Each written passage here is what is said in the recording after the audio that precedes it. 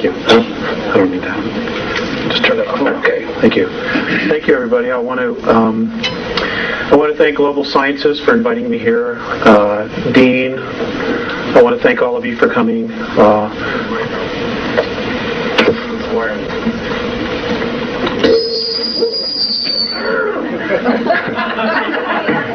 I'm wired everywhere.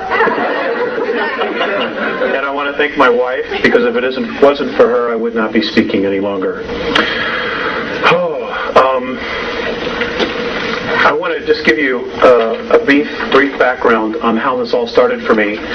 I grew up, for the most part, in Elk Grove Village, Illinois, and my grandparents had a cabin up in Woodstock, Michigan, which is in northern Michigan. And we were up there in August of 1964, and I experienced missing time.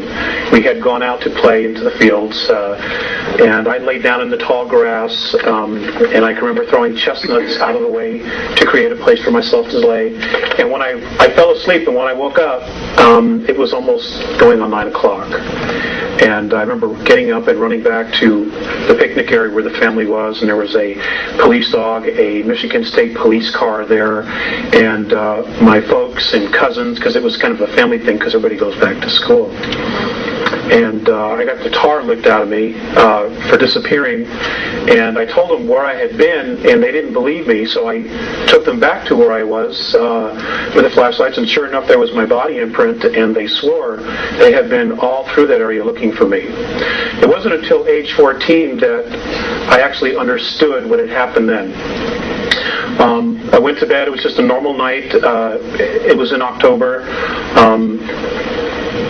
When I woke up, and there were two men looking down at me.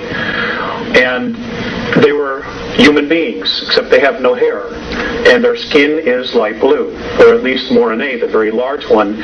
His skin is light blue. Phaseus is the elderly one, and I'll give you a brief background on them. Has turned white because of his age, but they are blue-skinned. They say that they are our cousins, and that we actually have some of their genetics inside of us. They originally came from Lyra, as all human life did in our galaxy. Human life does exist in other galaxies as well. And there's a lot going on.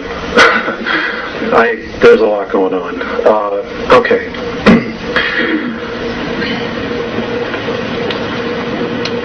I was taken out of bed many times. I was given information, I was given physicals, I was given brain scans, I was shown, they put a little cap on my head and they showed me who I was in past lives and my direct connection to them and my connection to the earth. And then there were no more contacts after age 14. There was one at 16, but it was a physical. I was not awakened. It wasn't until 1985 that the contacts started again on a regular basis. Sorry about that. Okay. Now, just to give you an idea of where I was in 1985, I had worked for a few years for the Internal Revenue Service. I had been a tax collector, and I was assigned to and I'm ashamed to say it, but I was a good tax collector.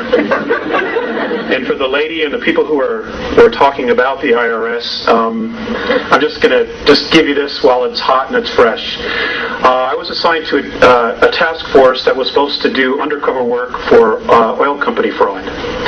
And our training was to be in Washington, D.C., and while I was there, I used my security pass to get into the National Archives.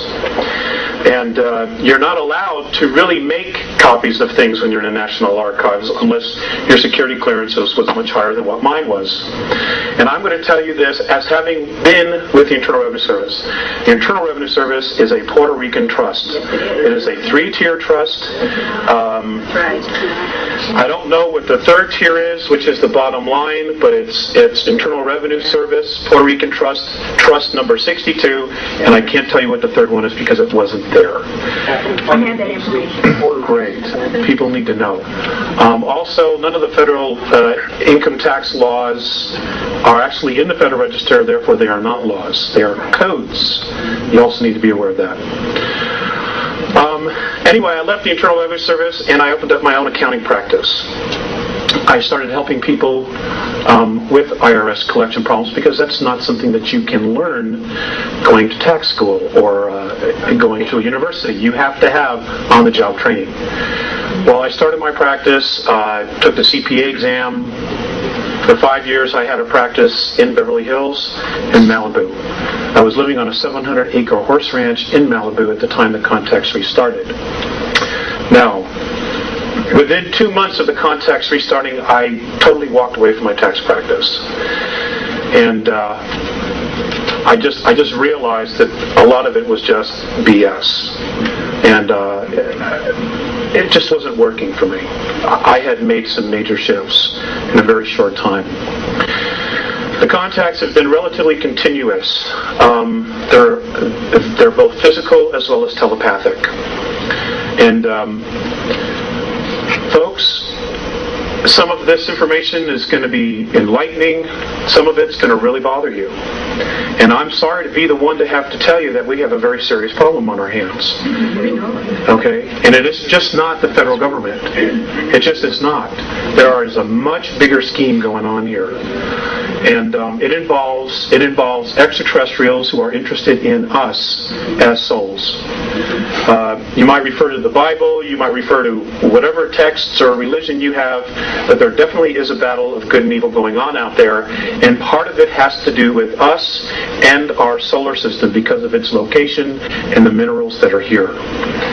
The regressives, and we're going to talk a little bit about that after I show you the moon pictures, don't give a damn about us.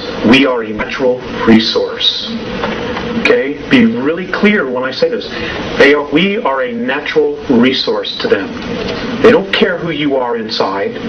They don't care.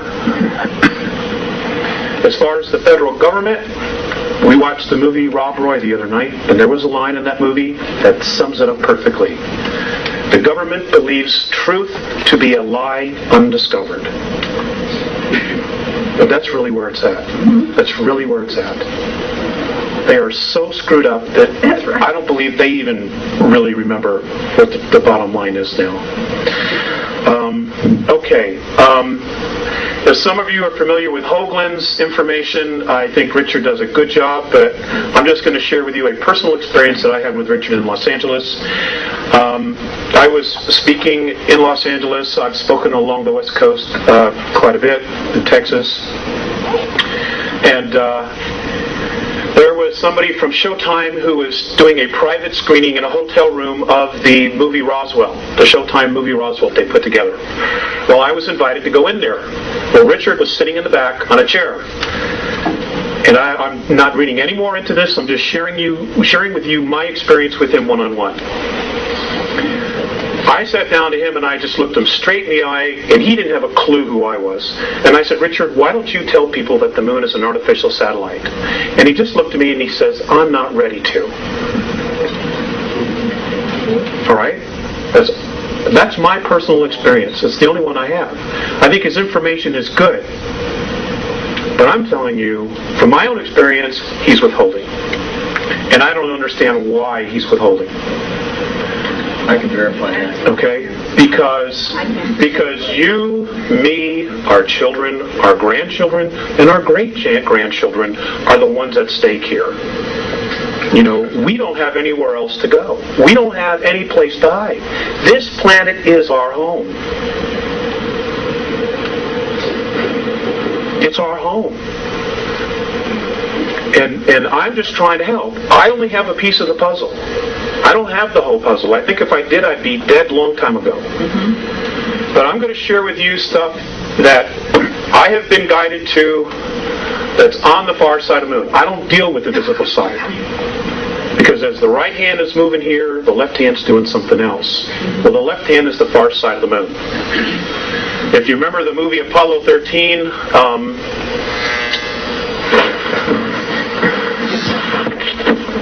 if you remember the movie Apollo 13, what? Move over? Oh, it's the lights. Okay. If you remember the movie Apollo 13, all hell's broken loose. They don't know if they're getting home. But they were so concerned about checking out and taking pictures of the far side of the moon. And here they are, they can't get home, but their focus wasn't on getting home, it was seeing what was on the far side of the moon. That is a true enactment, folks. Now I'm going to show you some of the things that are there. Now so you may have trouble adjusting your eyes to seeing some of this. Some of the things you will not have any trouble whatsoever. These photographs, I was told specifically where to look, were taken by the Lunar Orbiter 4 from August of 1966 to August of 1967. They show so much. I mean, if you know what you're looking for, it's unbelievable. It's unbelievable. You know, and there's no way our astronauts missed this stuff. There's just no way. You know, 21-mile bridges, 7-mile monuments, ships sitting in the middle of craters. I mean, you know, you're going to see it. Okay? I'll tell you what the Andromedans, Únete, and Parte have said about the moon. And I want to take questions, so I want to get through this. They have said that our moon is an artificial satellite. In fact, it is a spacecraft. Much of the debris on the surface was put there and was built purposely to make it look like what it isn't. Okay, it is hollow, it is metal underneath it, and it has the ability to leave our orbit under its own power. They say it came from Ursa Minor, from a solar system that would have the symbol or would have the name in our language of Chauta. It was one of 4 moons that rotated around the 17th planet. Now it was built, this sounds just like Star Wars, it was built around that 17th planet. It was then put into the tail of a comet and then dragged here. And when it got to this area, it removed itself, and the first place it parked itself in our solar system was the planet that we now know of as Maldek, which is the asteroid belt. It was one of 2 moons that belonged there. Maldek was the first inhabited planet in our solar system. It was very much like Earth. Mars and our planet were terraformed from Maldek, or Malona, or whatever name you want to call it. It was terraformed. In other words, all the plant life and everything that is on the surface and animal life was brought here. It was brought here. You know, science tells us that, you know, everything started with a single cell. The Andromedans laughed at that. You know, and Parte said to me, well, if that's true, then how does that one cell know to become a brain cell and a kidney cell? I couldn't answer him, because I don't know. He says it isn't possible. Our solar system has been engineered, built and engineered. Okay? The whole solar system. We're going to get into some more of that, but I want to get going on the slides. Honey, do you want to come up and help us with that? Let's see. Okay, according to the Andromedans, now folks, I just want you to keep an open mind. You know, I'm not asking you to believe this, I'm sharing information with you. If you choose not to believe it, hey, that's fine. I ask you to exercise your free will. And if this gets too much for you and you don't want to listen, I've already checked. None of these chairs have seat belts. You can absolutely leave. I will not be offended. I don't like doing this anyway. I would much rather stay home and raise a family. Okay, but I made a promise, and, you know, we want to have a family, and, you know, I have pieces of the puzzle, and if I don't do anything about it, then I'm just as guilty as the NSA astronauts and the Russian astronauts that have been on the moon and been on Mars since 1958. Okay. Lights, please. Turn it on. The light. There we go. Okay. Our galaxy. Can we raise it up? No, we need something, a videotape or something to put underneath it. I'm the handiest guy I know. That's good. That's it. Thank you very much. Okay, we can lower that. No, here. Wait a minute. Here. Okay. Okay. Ladies and gentlemen, According to the Andromedans, space travel has existed in our galaxy for 4.4 billion years. Okay, we are literally the new kids on the block. All right? Now, what's interesting about our galaxy is...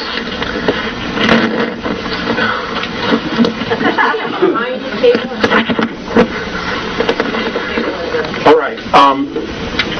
Space travel has existed for 4.4 billion years. The interesting thing about our galaxy is the fact that we have many different races living here. In particular, the human race, which we are a member of, and what we call the reptilian races, which we are not a part of, but who very much don't like us, like the human race. Apparently this battle that's been going on has been going on for approximately 3.8 billion years between reptilian races and human races.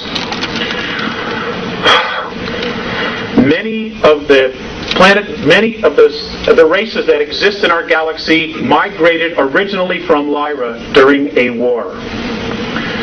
Apparently, sometime in our ancient past, a group of reptilians were exploring, looking for minerals, looking for food resources. They came across a star system that was full of human beings who were agricultural in their nature. Abundant food, they just had everything together. And the reptilian races, they're called the Seekar. In the Andromedan tongue, we know them, or we would know them as being known as the Draconans, because they are from Alpha Draconis.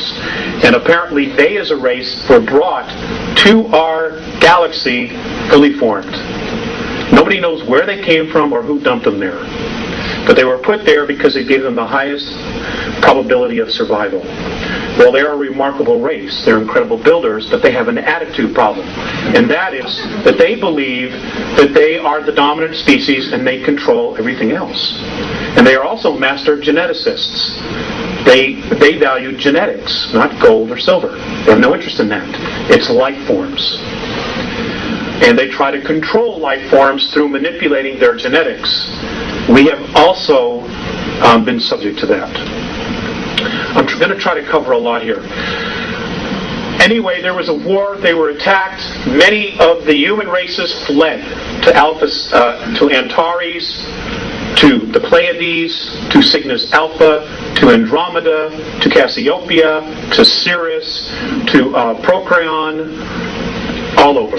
They just scattered to the winds, trying to survive. Next slide, please. This is where our small little area is located. That which we see in the sky, this is where it's located. As you can see, we are in the sticks, the boonies. We really are. And this is why we've been manipulated and messed with so much as a planet and as a race.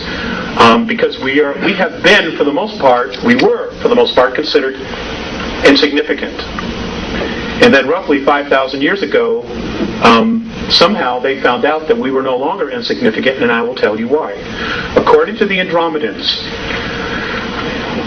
in our physical form right now, in our genetics, we have within us the DNA of 22 different extraterrestrial races who have come down here and manipulated, who have bred with us, who have tinkered with us, everything imaginable. And that somehow we have all this inside of us. Plus the fact that we're coupled with spirit. And this is something that the Greys have a major problem with. And I will cover that as well. Now, because we are the only race in our galaxy that has these genetics of 22 different races, because we are also spirit, they consider us royalty. The Andromedans consider us as royalty. Now, one of the factors that they look at, and the thing that totally awes them the most, is the fact that many of the more advanced races use technology to create things, to manifest things. The Andromedans are heavily use holographics. Whatever they need, they create holographically. It is physically there, but when they're done with it, they turn off the switch and it's gone. It doesn't just sit there. All right? Like if you go home and your couch, you go away for a year, that couch sits right there. They are amazed at how much energy we put into creating things. Just things. Little tchotchkes that you put on the shelf, books. All those things take an intense amount of energy to create. They're amazed that we have this ability. The other thing that amazes them is they're also amazed at how easily we can allow our own kind to starve, to go homeless, and to kill each other. They do not understand that at all. Okay, and destroy our environment. One experience, I'll give you two experiences. One experience was with Visayas. I had just come up on board, and I was being led into a room, and Visayas had been watching a television transmission from Chicago. And policemen had just shot a black man that was running away. And then the policeman apparently ran over and tried to save his life. Okay? Visayas turns to me and he says, I don't understand your race. I don't understand why one would try to take his life and then the next minute try to save it. I didn't have an answer. In fact, many times I don't have an answer. Another time, I came on board. I was living in Lake Arrowhead at the time, and Mornay was looking at a group of meters on the ceiling of a ship, and it was all about the ozone and the air, oxygen content in our atmosphere. And he looked very distressed, and I said, "What's the matter?" And he said, "Don't they understand that all of this is here because they need it? They don't understand how we can just so carelessly destroy our environment." Now, folks, I want to share something with you. If there was not divine intervention, which apparently there has been, March 23rd of 1994, if there has not been divine intervention, and I will cover that, according to the Andromedans, we would only have 41 years left worth of oxygen in our environment. 3,500 years ago, the oxygen content, they say, was at 35, fluctuated between 35 and 38% between the North and South poles. Today, at its highest level, it's less than 18%. Now, those of you who took biology, what happens to the human form when oxygen as a gas goes below 15%? We die. We suffocate. This is reality, folks. This is reality. This is not Peter Jennings. Okay? This, I mean, we don't have anywhere else to go. And for those, and this is just what I've been told. And for those of you who think there's going to be a rapture, you might be disappointed. And I'm not saying this to question your belief. I'm just telling you that there are much bigger forces going on here. Okay, next slide, please. Save the questions, sir, for later. Okay, please. Next slide, please. Okay, this is our solar system. There is life in all of these systems surrounding us. They have been coming here for years. For years they've been coming here. Okay, mythology, there's a shred of truth in all of it. The work that Zecharia Sitchin is doing, an absolutely fantastic book is called The Gods of Eden by William Bramley. I would suggest that those of you who have not read it, go get it in paperback version. It'll bring you right up to speed right away. It's wonderful. And he's not a UFO person, which is why I enjoyed it even more. All the truths, just let him right to it. In fact, there's more truth that the aliens are out there than they aren't. They just don't want you to know because they don't want you to know who you are. Because the minute we wake up, the game's over. They cannot control us.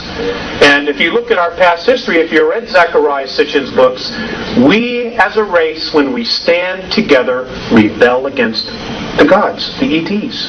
We rebel because they have been, pardon my French, shitting on us for thousands and thousands and thousands of years and holding us back. Next slide, please. Okay, here's Earth. If we could just get a focus, thanks, honey. This is what's left of Maldek. You know the series of planets. The moon is not the only artificial. There are 9 artificial moons in our solar system, and I will share with you later what those are. I just want to cover a lot of information. Okay, next slide. Okay, this is the typical and traditional picture. Does that look focused to you? Yeah. Okay, maybe it doesn't. Okay, this is the traditional picture that we see of Earth. We got an awesome home, folks. It's one of the nicest ones around. But there are some things about our planet that have been withheld from us. For example, our Earth is, in fact, hollow. It is hollow. The next slide, I'm going to show you a NASA photograph that proves that there's an opening at the North Pole. Okay? You can find this photograph in a book called Our Violent Universe by Nigel Calder. It was first released in England, and I don't know how this one slipped through the cracks, but it did. Thank goodness. We are told that the gravity of our planet has to do with the rotation. According to the Andromedans and their science, the radiation of the sun is what causes gravity on planets. And any body, planetary body that is approximately 29.3 miles or larger is capable of sustaining gravity because of the radiations of the sun. Now I realize that flies right in the face of what we've been taught. Well, again, I'm just here sharing with you. If you were to go from the surface, from downstairs to the parking lot, go approximately 821 miles, you would reach a huge open cavern that does not literally have a sun in it, but apparently they are electrons, and as they go through the surface of the planet, they break down to their finest point, which is light. And that, at the very center of the planet inside, is the strongest force of gravity, and that is why they collect, and that is what is literally the aurora borealis. It is these electrons, these particles, coming out of the top once they have totally broken down, which is why it's almost in a circle. Almost always in a circle. Next slide. Okay, right here. This is just north of Greenland. This is exactly where Admiral Byrd said he flew in. Right there.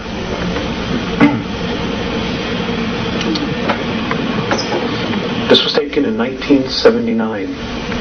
Now you mean to tell me the Gemini, the Mercury astronauts, the Apollo astronauts when they came back, they missed this? I don't think so. I don't think so. If you can get your hands on the book, there's a color photograph. This is a photograph from the book. It is, folks, it's there. Whoops, there it is. It's there. Next slide, please. Okay, our moon. Our moon is quite the enigma. Apparently our moon was brought here 11,213 years ago, to be exact, in the month of March, that we know is the month of March. It came here as a base, okay, as a ship carrying ETs. They were coming here to colonize. They did, in fact, colonize. In fact, many of what's left of them are living underground in our planet from 100 miles to 200 miles beneath the surface. Now, I've gotten a lot of crap for talking about this, but I'm just not going to shut up. The beings that brought this satellite here to our planet in the last 25 years are responsible for over 31,000 children disappearing from the surface. And I don't know if you're paying attention, but over 100,000 children a year are vanishing from the face of the earth. And folks, they're being taken out of here. And the governments know. The world governments know. All right, and we're going to cover that. We're going to cover that. Next slide, please. Okay, did our astronauts really go there? I know that there's been a lot of talk that maybe they didn't go there because of anomalies in pictures. Many of the pictures were faked because the pictures that the astronauts took, there was stuff all over the place. They couldn't hide it. Yes, they did go. But yes, there's been a manipulation of other things put in there that supposedly looks like our astronauts. So, we have to use common sense when we look at these things. The next slide, please. Did our astronauts see things? Absolutely. Mornay has told me that the United States government, just our government, has at least 53 of its own UFOs, flying saucers, that are stationed on the moon, on the far side. And I'm going to show you where he says they are. It's in one of the slides. They did, but they were told to shut up, not say anything. Many astronomers who have been taking a look at the moon, many of the lunar rovers and the cars that they drove have disappeared. They're no longer there. Well, they just didn't get up and float away. Okay, the moon has got gravity. Especially on the far side, it's got gravity. Mornay has told me that if you take Copernicus crater and you stood at the bottom, that the gravity is equal to that of Chicago. As if you were standing in Chicago. Because again, it is not the rotation. It is apparently the sunlight. The sun's radiation that creates gravity. At least this is what they say. Now, our moon does not turn on its axis. It rotates around the Earth, but we primarily just see one side, or only 59% of it. By the way, our moon's the only one that does that. It's the only one. Next slide, please. Okay, this was taken out of National Geographic. This was in the early 1950s. This was NASA's idea of what moon bases would look like. They, in fact, did do this and create this in February of 1958. So when Kennedy said, we are going to send man to the moon, part of our government, primarily the NSA, was already there. They were already there. Now, folks, you don't hear much about the Russian space program, but let me tell you something. They are a major player, and they are also here. And they don't work for us, neither does the NSA. They work for international bankers who are the new priesthoods for extraterrestrials. And we're going to cover that. Next slide, please. Okay. According to the Andromedans, there were primarily 9 huge dome cities on the moon, the front and the back. They housed up to 5 million extraterrestrials at one time. There was water, there was vegetation, there was everything they needed. Okay, and these covered hundreds of miles. So when Richard shows you the pictures of the things, the shards, so many miles tall, 9, 10, 15 miles, whatever it is, he's right. He's absolutely right. But there's more. There's more. Okay, next slide. Okay, this is along the equator on the far side of the moon. This is what's left of a pyramid. There are 4 pyramids on the moon. Excuse me. Okay, now I can assure you that the pharaohs, just to practice, did not take the Hebrew or the ivory up here, build one, then bring it back and do it right in Egypt. Didn't happen. According to the Andromedans, almost all the planets in our solar system have pyramids on it. Some have more. I've asked why. Some people say they're tombs. The Andromedan perspective is that these are weights. And what they do is you put them in a strategic location, it balances the rotation of the planet. It doesn't keep it from wobbling, which means that if the ETs are there colonizing, there's no major fluctuations in weather and gravity. Gravity anomalies as well as the electromagnetic field, which is around every single planet. It has to be balanced.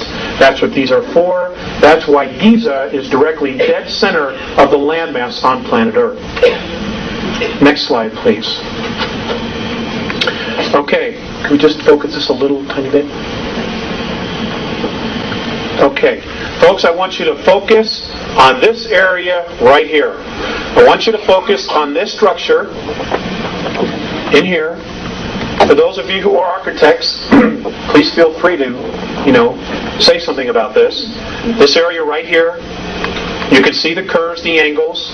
There's another bridge here. I want you to notice these lit up objects inside the bottom of the crater. We've got a close-up of it. Next slide, please. Here we go. Okay, here's another bridge. Apparently this is inhabited by extraterrestrials from Orion. These are, I'm told, are domes. Does everybody see this? Okay. I'm also told that this is a road that goes into here. There's an elevator that goes up to this area here. And when they land, they take an elevator or something down, and then they can walk, because there's atmosphere on the far side of the moon. Which is why the astronauts took pictures of clouds. You know, I mean, it's unbelievable. You know, the snow job that we've been given. It's nothing what we've been told it is. Nothing. Right. Next slide, please. Okay, I want you to focus on this.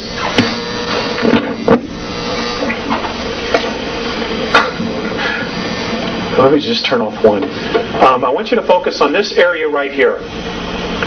Now, I realize this might be difficult, but I do have a close-up. This is a crater, and there is a structure that comes across it. You can see the sun coming through this way. You can see it shining right here underneath, and you can see this is still in the shade. This structure here. This is a 21-mile long bridge. Next slide, please. Here.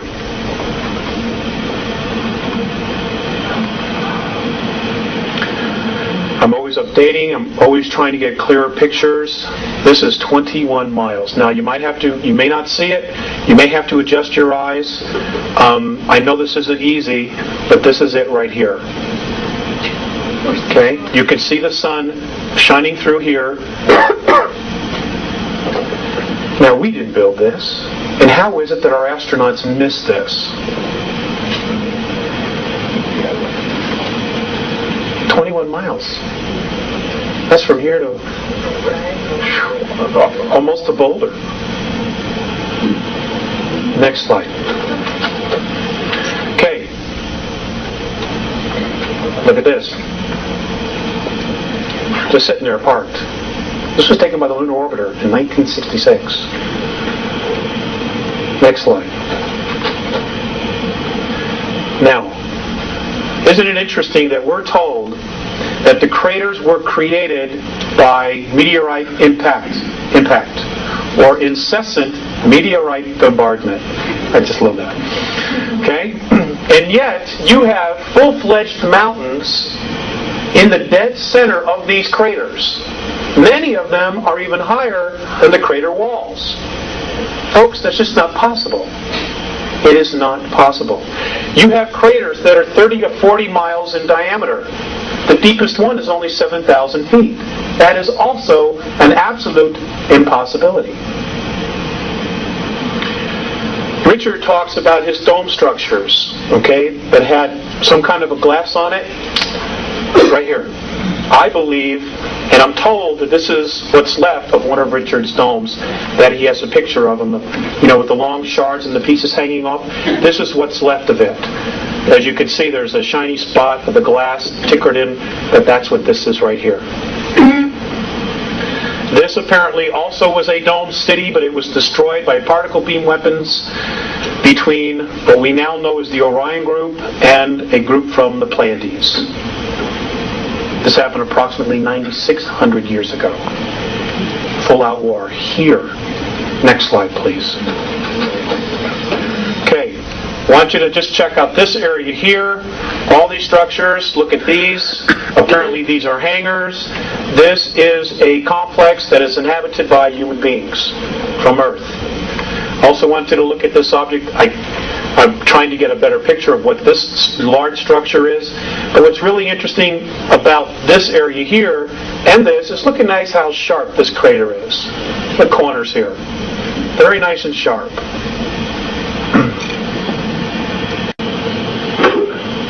Next slide.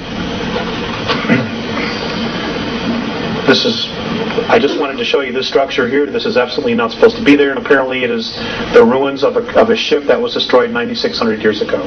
Next slide. Piece of shard.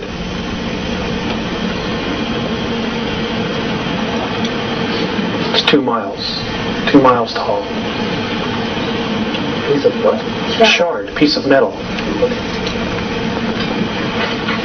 Next slide, please. Okay. On this photograph, I want you to just take in the landscape. Okay? I want you to take in the landscape of what you see here.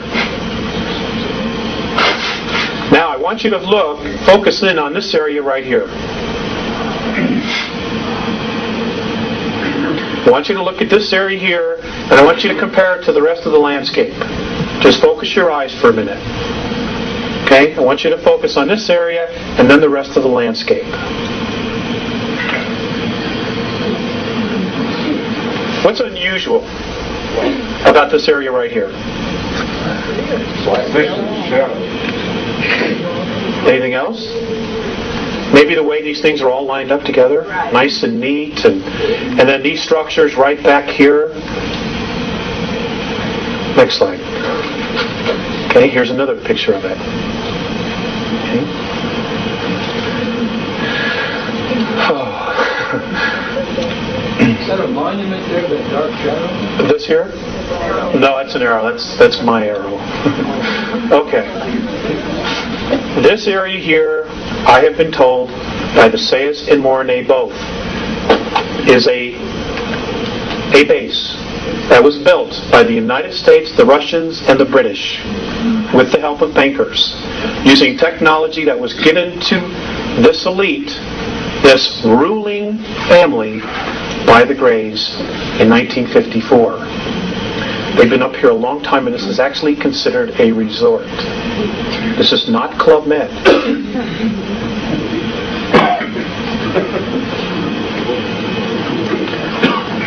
Next slide. More ruins down here. Here and in here. These are not supposed to be here. These are pieces of spacecraft apparently that were destroyed 9,600 years ago in a war that took place in our solar system. Next slide, please. Okay, this is the same structures I showed you earlier. Here's some more ruins. Now I want you to look at this area right here. This apparently is what's left of a dome, one of the dome structures. And these pieces that you have on the inside are pieces of the roof that just fell to the floor of the dome. You can look, you can see it, you can see there's a circumference. Here's part of the wall that's fallen down this way, okay, and here is part of the dome that is still intact. If we go to the next slide, I might see a little better, but we'll have to focus it right here. Well, maybe not. Okay, this was also destroyed in that war 9,600 years ago. Next slide, please. And if you can see this, this is very light. This is a piece of a bridge that crossed this crater where half of it's gone and half of it is just still standing there. I don't know exactly how many miles across this is. But again, how did our astronauts miss this? Next slide, please. Okay, these are more ruins. I myself have even had trouble seeing some of the things in this, but they've been very strong about this particular area, so I felt it was important to include it and just share it with you because maybe somebody in here will see something more than what I see. You know, people often do. So I'm just trying to share it. These structures here, it's a weird place. Again, this is along the equator on the far side of the moon. A lot of those craters have a rising piece in the middle. Yes, sir, they do. Yes, sir, they do. And, you know, some of them are full-fledged mountains, and they're just not supposed to be there. Next slide, please. Okay, now, look at this.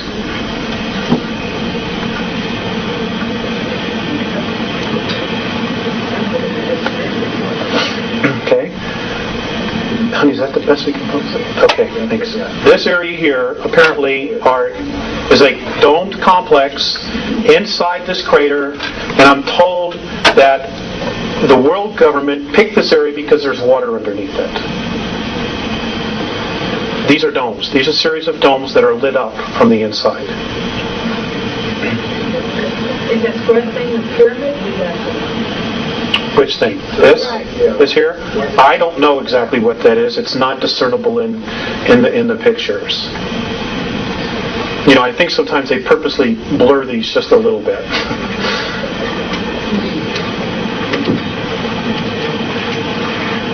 Next slide, please. Here's another area in another crater. This is all lit up from the inside.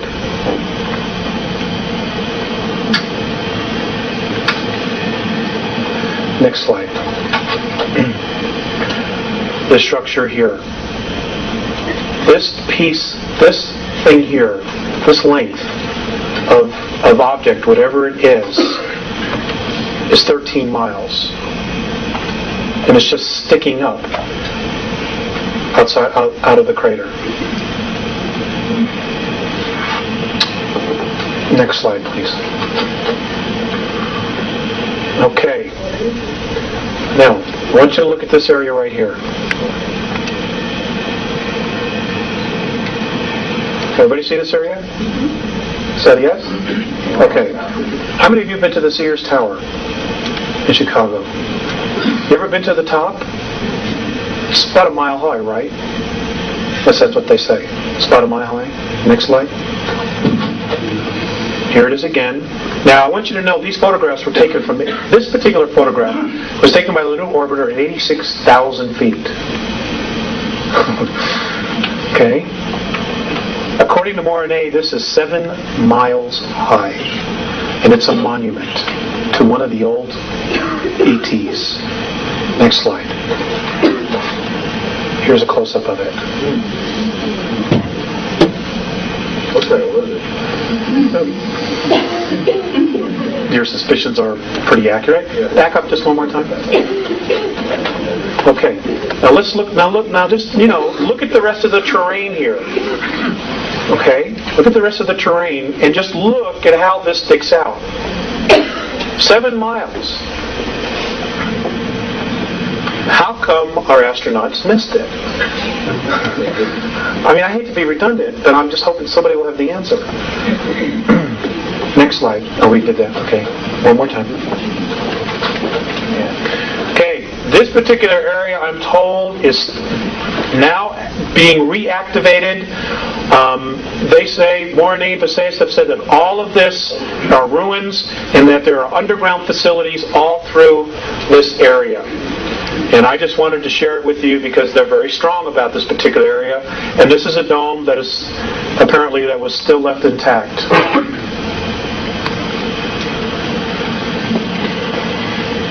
Next slide.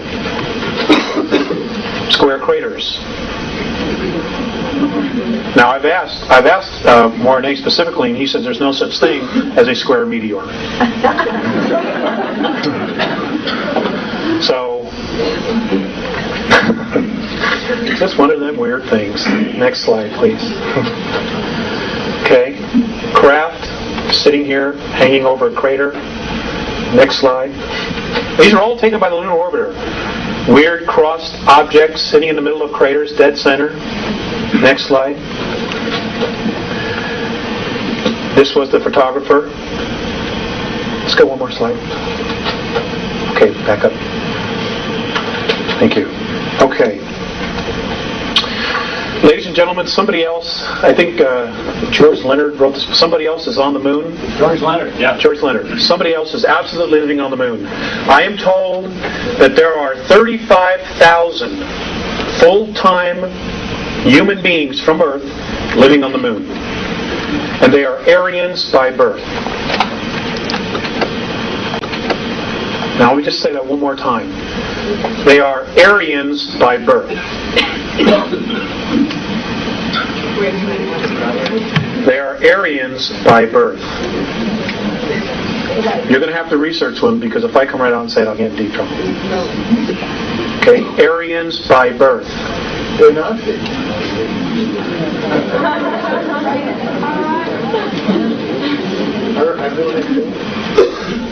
They're also there with extraterrestrials. Between the moon and our Earth, there are 18,000 grays here. There are only apparently 2,000 real grays left. All the rest are clones. They're robots. They're organic robots. And microprocessors are grown in their head. and they were controlled by some kind of a radio frequency. Now, the Greys and the Orions also have this technology to absolutely replicate and duplicate a human being. And for those of you who are familiar with the old Dr. Beater stuff, before he was killed in a parking lot in Dallas, I would suggest you go back and re-research that information. Except he was told the Russians were doing it, and they're not doing it. It's extraterrestrials who are doing it, who are trying to undermine the free will of those of us on the surface of the planet. Because this is our home. Okay, Mars. I'm still working on more information, but I'm going to show you a couple things and share things that I've been told about Mars. The first thing I want to share with you about Mars is that, again, everything we've been told about it is wrong. Mars' atmosphere is full of oxygen and ozone. In fact, the local San Diego paper on March 23rd of 1995 flat out said that in 1971 they had discovered it was full of ozone. Well, folks, you go to the library and you pull out any book that you can find on Mars, written by any scientist on this planet, and they don't say virtually anything about ozone. But it's there. We're told that that its actual gravity is about 1%. Well, if the atmosphere is so feeble, then how is it that it can have 300-mile-an-hour wind storms? If the atmosphere is so feeble, how is it that it can hold water at both poles? Next slide. Let's go next slide. I'm sorry. At both poles. And there's water at both poles. This is water, H2O. We're told that the Martian atmosphere never gets above 129 degrees below zero. And yet, this past February or March, you had a picture from the Hubble telescope of Mars and the North Polar Cap melting. Now, I'm not a scientist, but tell me, how does water melt at 129 degrees below zero? I'm open. I'm open.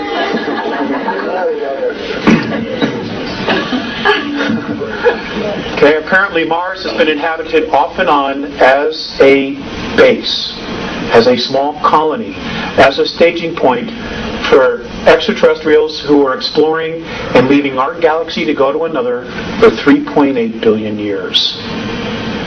The ruins that Richard shows and other people, they're tombs. This is what I'm told, that they're tombs. And that there's far more there than is being shown. Most of it's been buried.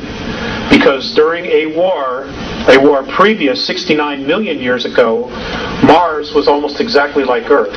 In fact, Mornay has said that many of the animal life that was on Mars is on Earth. That when we get there, when we as a race get there, publicly get there, we will find that there were dinosaurs. Many of the exact same animals and mammals and reptiles were on both our worlds. And that Mars had a totally different orbit. It was literally pulled from its orbit, and as it was pulled from its orbit by 19 million miles, it rolled like a ball 3 times. And the water that was here just moved everything. And that it's been reactivated. It was reactivated in 1989. Now, I did a lecture in Dallas, and I've been talking about this information for several years now. And I was told that in 1989, Orion troops landed on Mars and took over colonies that were settled, created there by Terrans, us, by human beings from Earth. They came in and just took it over. Now, this gentleman who approached me, and I'm just sharing this with you, said that his best friend's brother worked for Central Intelligence and was a director of NASA and resigned in 1991. He said that his brother told him that the meetings on Malta, on the ship, just off the coast of Malta between Gorbachev and Bush, were about what was going on Mars and that they were scared to death. Now, folks, I got to share this with you. The beings that are here from Orion, they're into control. They're into control. There is no such thing as self-rule in the Orion Empire.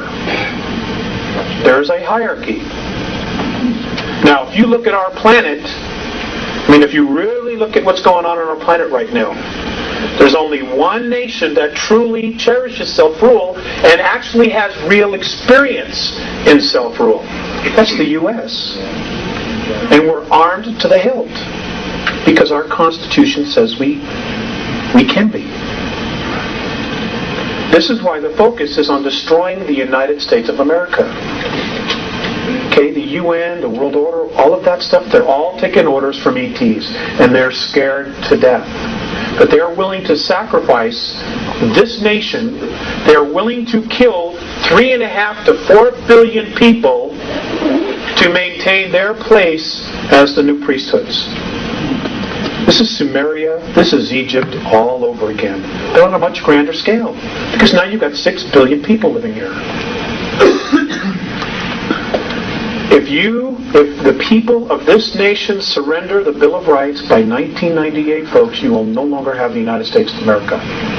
That's a guarantee. That's a guarantee. This is the reason the Andromedans are coming back. Because 317 years into our future, our galaxy is in tyranny. And they have traced, through time travel, all the events that lead to the single point that shifted the energy from free to tyranny. Now, we're not just talking about free, we're talking about also on a spiritual level. Suppression, oppression of soul, of spirit. And they have traced it all back to our solar system, which is why many races are coming back and saying, hey, wait, this isn't going to work. Because 317 years in our future, there's tyranny here. There is no such thing as freedom. And we somehow are dead square in the middle of this thing.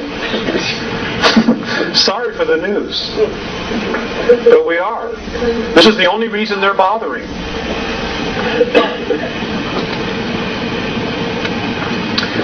Next slide. Save your questions, please. Write them down, okay? You all know about the face, or most of you, I'm sure, do. There is a lot more in this area that needs to be explored. Those of you who are researchers, please get pictures of not the face, but go north, where the mountains are. Okay? There are ruins everywhere. There are domes collapsed on top of themselves. In fact, there's one that's still there that looks like Texas Stadium in Dallas with the opening in the middle. It's there. It's there. Next slide. I just put this in because everybody's interested in the physics. I'm not a physics person. But it is important because it all matches up. You know, there are symbols in all of this. In fact, I want to share with you about crop circles. I've asked a lot of questions about crop circles, and I'm told that there are 2 groups leaving crop circles.